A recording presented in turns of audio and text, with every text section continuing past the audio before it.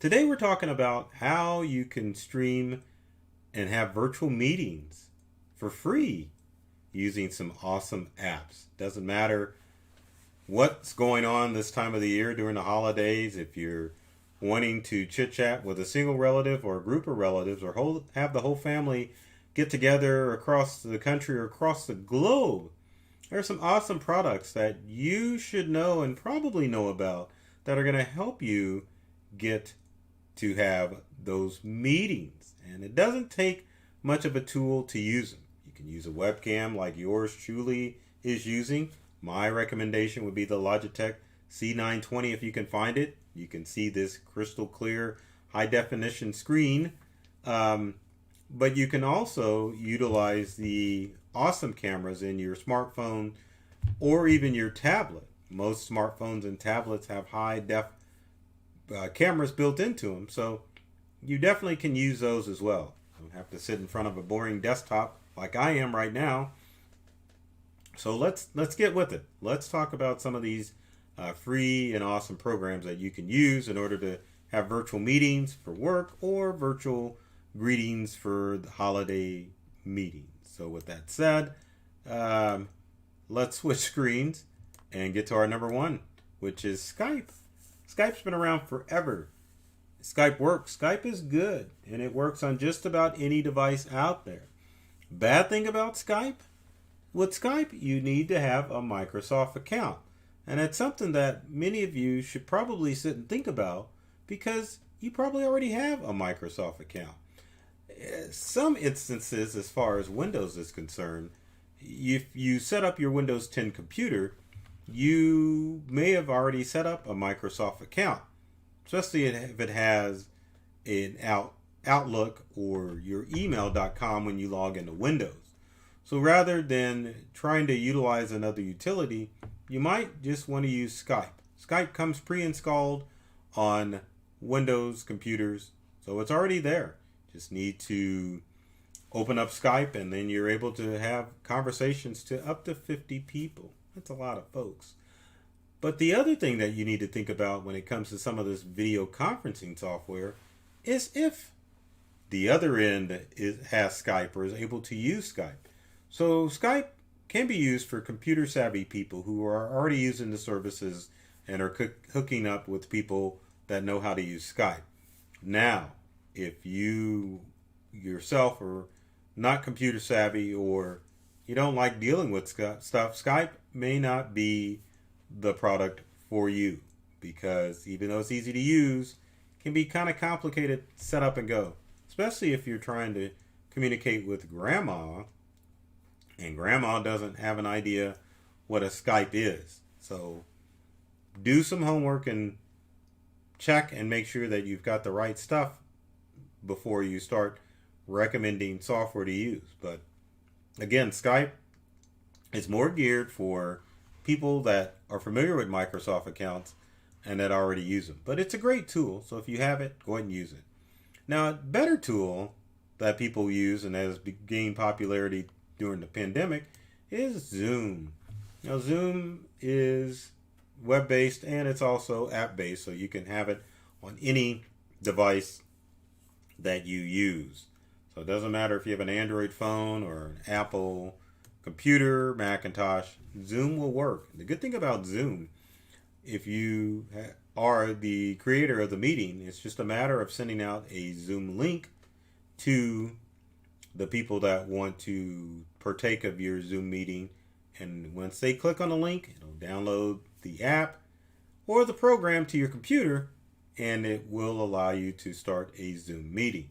Now, obviously, Zoom has come into some criticism over the past few months because of its lack of end-to-end encryption and the fact that people were dropping in via Zoom bombing.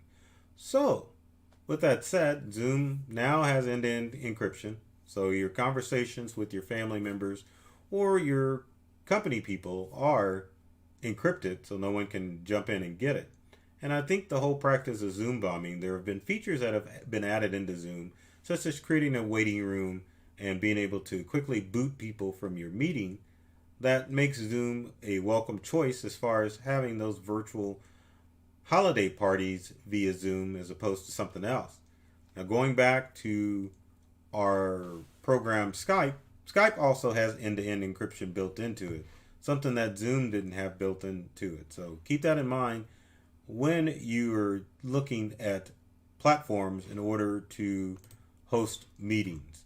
Now, a new popular meeting group is already available for many of you. That's in case you still have Facebook as opposed to jumping over to something like Parler or with MeWe.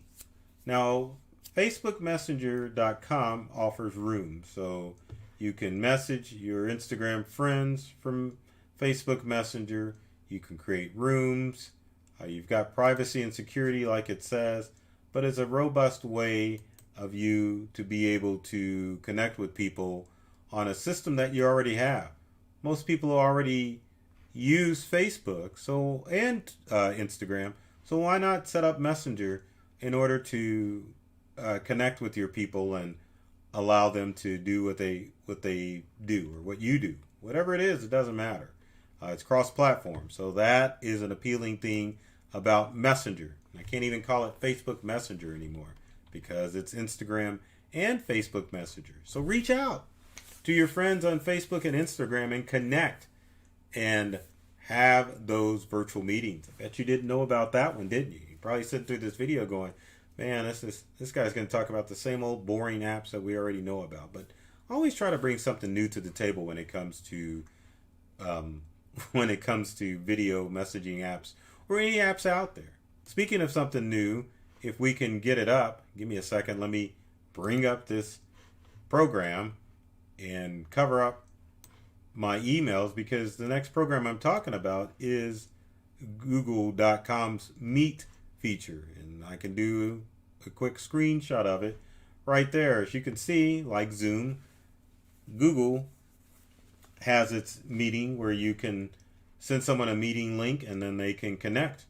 I'm not going to ever invite someone using this one because someone could get a hold of it and try to do a meeting. And we don't want that. We don't want the Zoom bombing and all the idiots out there. But one of the things that you have to worry about with Zoom is that with Google Meeting, is that you have to have a Gmail account, which is a bummer. Not everyone has a Gmail account, and I think that's part of the appeal of Google creating their own meeting space, because if you want to connect with your family members or work members, you got to set up a Gmail account, which probably half the universe already has a Gmail account, if we're realistic about it. But at the same time, if you think about grandma or great-grandma who may not have access to these tech toys, another thing you have to think about before you say, hey, let's all meet on Zoom. Let's all meet on Skype or Messenger. Not everyone may have the ability to do that. So the next tool that I'm going to recommend is good old Facetime, that is available on only Apple devices. Again, it's another thing that you have to worry about because, golly, can grandma Facetime? Maybe she can, but maybe she has an Android phone as opposed to an iPhone. And that's a bummer because then that throws in a wrench in your plans as far as trying to find something that is going to be easy to use for your elderly folks that want to get together and talk during the holidays. Now, one final toy that I'm going to mention, but it's not free, but it's something that's very easy to set up and use for people. I've got to reach past some stuff to see if I can even get it. It would be an Amazon Alexa Show. And here it is. I don't want to do the reflection of it. It's kind of filthy too, as you can see. But anyway, the Echo Show has a screen on it. Let's show if we can see part of that screen. Look at that. You can see my keyboard on there. But anyway, the Show is a good device to have your relatives get. The Show or even the Google Nest Home, which obviously I don't own. But both devices have screens on it, and you can do direct calls from device to device, provided you add them in your network.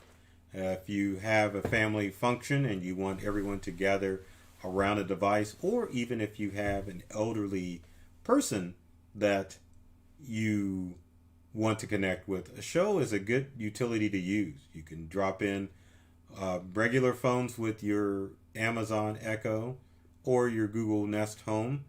You can also, like I said before, connect device to device. So it's a pretty good gift to get for those relatives that aren't tech savvy, and you can just drop in whenever you want to drop into that device.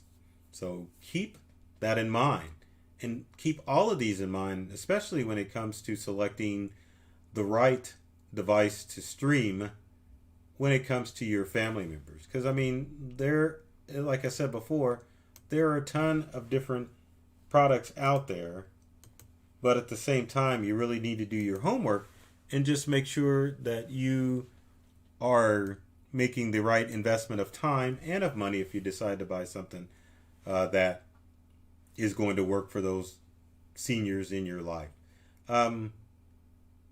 As a wrap up, again, make sure that you, before you start virtual meetings, make sure you've got the right equipment.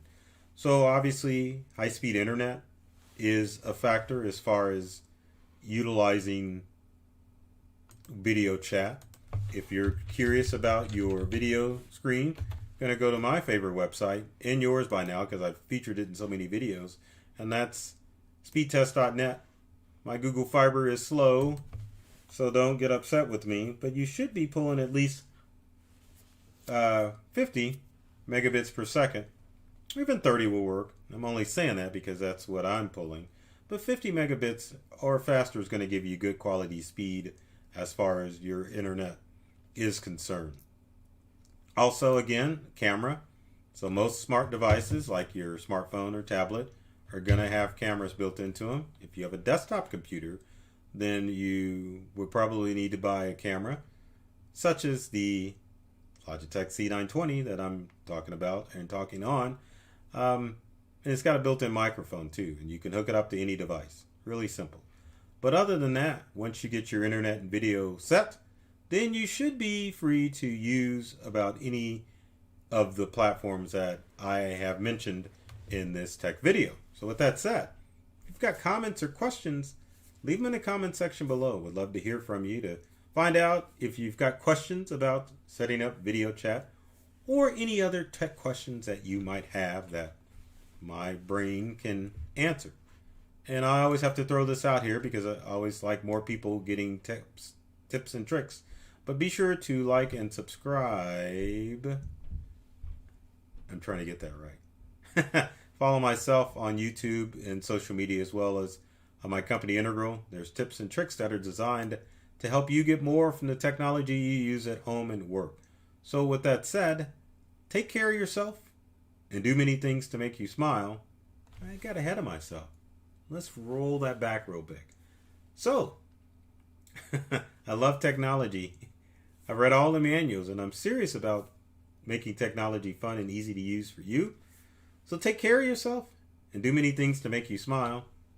And thanks for watching.